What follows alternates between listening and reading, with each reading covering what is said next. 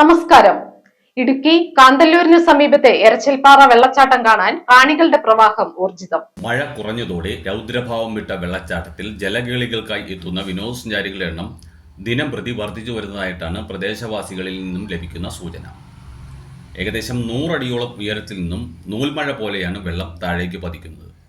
വെള്ളം പതിക്കുന്നത് പാതയോരത്തായതിനാൽ എത്തിപ്പെടാനും ബുദ്ധിമുട്ടില്ല. മഴക്കാലത്ത് മലവെള്ളം കുത്തിയൊലിച്ച് എത്തുന്നതിനാൽ വലിയ അളവിൽ അതിശക്തമായിട്ടാണ് വെള്ളം താഴേക്ക് പതിക്കുന്നത്. അതുകൊണ്ട് തന്നെ വിനോദസഞ്ചാരികൾക്ക് വെള്ളച്ചാട്ടത്തിന്റെ അടുത്തെത്താൻ പോലും സാധിക്കില്ല. വേനൽ ആരംഭിച്ചതോടെ നീരൊഴുക്ക് കുറഞ്ഞു. അല്പം ശ്രദ്ധിച്ചാൽ അപകടരഹിതമായി ജലകേളികളിൽ ഏർപ്പെടാമെന്ന സാഹചര്യമാണ് നിലവിലുള്ളത്. താഴെ പാറക്കൂട്ടത്തിലേക്കാണ് വെള്ളം പതിക്കുന്നത്.